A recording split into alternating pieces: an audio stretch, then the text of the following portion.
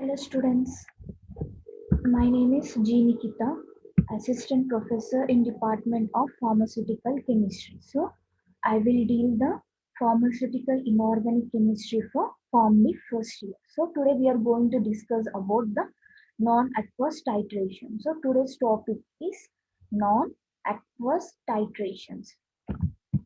So, in this we will learn about the introduction means in brief introduction about the non-aqueous titrations and the types of solvents, acidimetry in non-aqueous medium, alkalimetry in non-aqueous medium, estimation of sodium benzoate and ephedrine hydrochloride, applications of the non-aqueous titration. So, in this topic, we will discuss the introduction of the non-aqueous titration, types of solvent, acidimetry in non-aqueous, alkalimetry in non-aqueous medium, estimation of the sodium benzoate and ephedrine hydrochloride and applications. So let's see the learning objectives. So in this topic, we will discuss about the brief introduction of the non-aqueous titration and its definition and what are the indicators that we are going to use for the non-aqueous titration and the applications, acidimetry and alkalimetry. So meaning of the acidimetry in non-aqueous medium and meaning of the alkalimetry in non-aqueous medium and the types of the solvents which are used for the non-aqueous medium and also the estimation of the sodium benzoate and ephedrine hydrochloride. So in this topic, we will discuss the introduction of the non-aqueous titration, definition, indicators used in the non-aqueous titration, application, and the meaning of the acidimetry and alkalimetry in non-aqueous medium, and the types of solvents have been used for the non-aqueous titration, and the estimation of the sodium benzoate and ephedrine hydrochloride. Let's see the introduction. So the non-aqueous titrations are those in which the titration of the weakly acidic or the basic substances are carried. So mainly the non-aqueous titration is used for the weak acidic or the basic substances. So if you see the acid-based titrations, in acid-based titrations, it is mainly used for the strong acid and the strong base. But in the non-aqueous titration, it is mainly used for the weak acid and the weak base. So, which are carried out in the non-aqueous solvent, means the substances which do not soluble in water. So, for that substances, we can able to perform the titrations by using the non-aqueous medium, such as organic solvents, benzene, toluene. So, other than the water, we are using here the organic solvents. So, the substances which are not soluble in water. So, for that substances, we are using this type of titrations, that is non-aqueous titration. See, I will explain it again. The non-aqueous titrations are mainly used for the weak acids or the weak bases by using the non-aqueous solvent to get the end point. So this type of titration is mainly used for the substances which are not soluble in water. So the substances are not soluble in water. For that purpose, we are using this non-aqueous titrations. So here we can use the organic solvents as the solvents instead of the water. So before understanding the significance of the non-aqueous solvent, some of the important points we have to know. According to the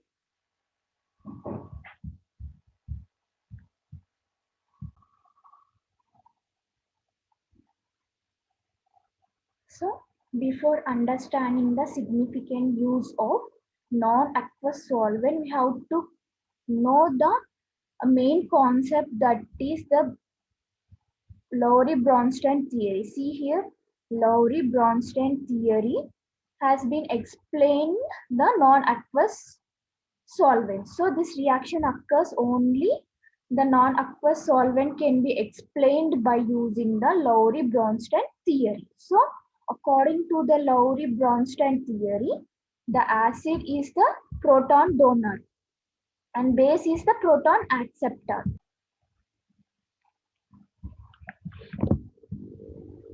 So acid is a proton donor, means the acid it will donate the proton, the base it will accept the protons. See, I will explain again. The non-aqueous titrations, it is mainly used for the titrations of the weak acid or the weak base.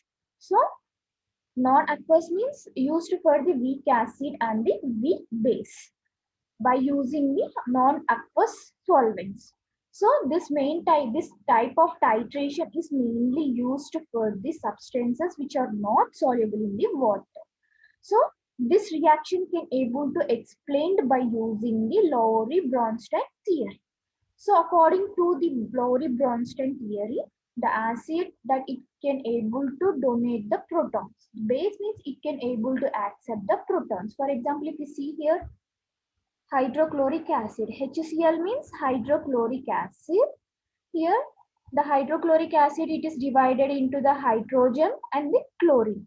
See here, H and Cl, it is divided. And here, sulfuric acid, and it is divided into the H and sulfate, hydrogen and the sulfate.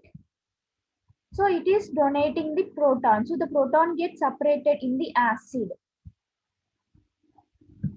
So next, the non-aqueous titrations are very simple and accurate. So this titrations we can able to perform very simple in the simple way. So we can able to perform the titrations in the simple way, and also we will get the accurate result. Means accurate means we will get the good result. So the apparatus need have almost same as that used in classical titrations, except with some precautions that moisture and carbon dioxide have to be excluded. Means here this type of titration is very simple, and also we will get the good result. So whatever the apparatus that we want to perform for this non-aqueous titration is similar as that of other titration. So the apparatus that we are performing the other required for the other titration, no, that same apparatus we can able to use in the non-aqueous titration. But here only one thing, that we have to remove the carbon dioxide and the water.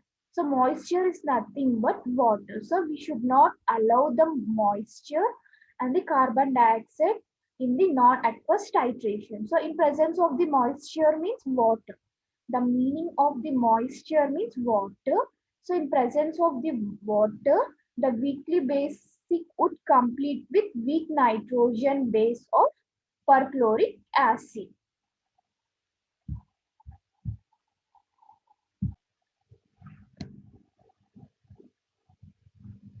See here, when the water is reacted with the perchloric acid, HCl4 is perchloric acid.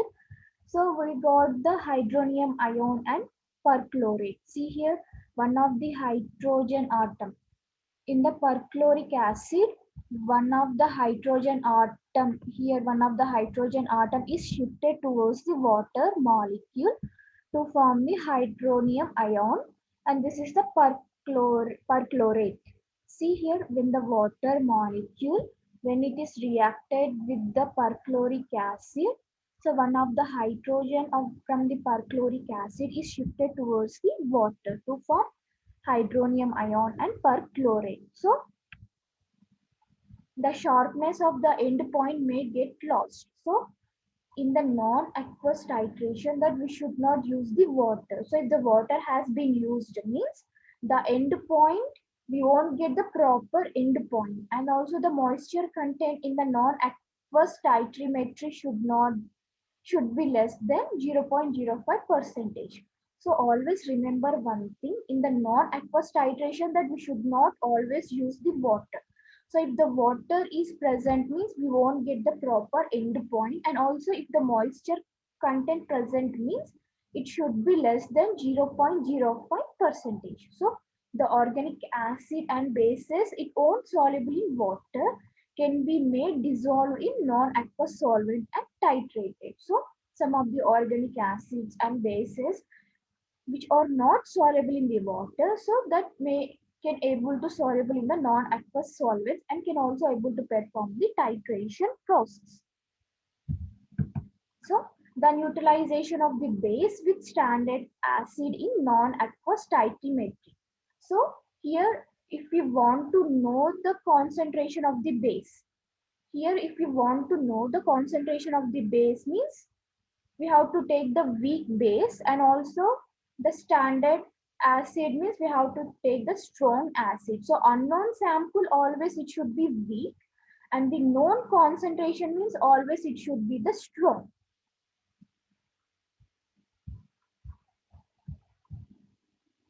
Was titrations.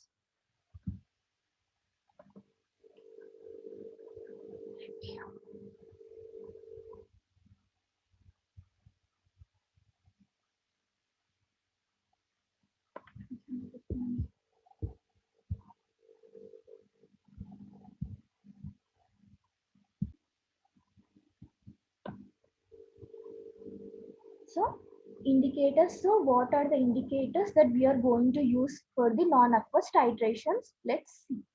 So indicator name is crystal violet, naphthol benzene, orchid blue B, and quinolidine red. So what are their? Crystal violet, naphthol benzene, oxide blue B, and quinolidine red. So these are the names of the indicators. First one is crystal violet. So when it is dissolved in the basic solvent means we will get the violet color, and in the neutral means blue green, and in the acid is yellowish green. So the crystal violet in the basic, it will give violet color. In the neutral means the pH should be maintained exact 7. So that is blue green, and acid is yellowish green. Next, naphthol benzene in the basic blue or green color. It may give blue or it may give green color. And the neutral means orange, and acids means dark green. Next, orchid blue B. So in the basic, it will give the blue, and in the neutral, it will give the purple, and in the acid, it will give the pink. Next, quinolidine red. In the basic, it will give the magneta, and neutral, it does not give any color. And acid means it is almost colorless. So these are the indicators, and what colors they are used to release in the acidic neutral basic solution. See, I will explain again. Crystal violet, in the basic it will give the violet, and in neutral it will give blue green, and in the acid yellowish green color. Next, naphthol benzene, it will give the blue or green, and in the neutral orange color, and in the acids dark green. Next, orchid blue B, basic it will give the blue, neutral purple color, acid is pink color. Next, quinolidine red, in the basic magneta, and in neutral it does not give any of the response, and in the acids almost colorless. So these are the types of the indicators that we are going to use for the non-aqueous titrations. Next, types of solvents means what are the types of solvent that we are used for the non-aqueous titration. So that are 4 types, that is aprotic solvents, and protogenic solvents, and protophilic solvents, and amphiprotic solvents. What are they? Aprotic solvent, protogenic solvent, and protophilic solvent, and amphiprotic solvent. Let's see about the aprotic solvent. So these are the solvents which are chemically inert and not involved in any chemical reaction. So this chemicals does not involved in any of the chemical reactions. They are basically inert in nature. So the aprotic solvents are chemically inert, not involved in any chemical reactions. Example, chloroform and benzene. Next, protogenic solvents means the acidic substances which yield protons. So I said no in the introduction only, the sub acids or the substances which can able to donate the proton. So for that, this protogenic solvents is the best example. So the acid substances which can able to yield the protons. Example, sulfuric acid, hydrochloric acid, and nitric acid. Next, protophilic solvent. So these are of the two types of solvent based upon the strong basic or weak basic. So based upon what type of base we are going to take. So basic substances are two types, that is strong base and weak base. So based upon what type of the base we are taking, upon that there are two types of solvents. So a strong basic solvent have strong tendency to accept the proton. So if the base is very strong means it can able to accept the proton.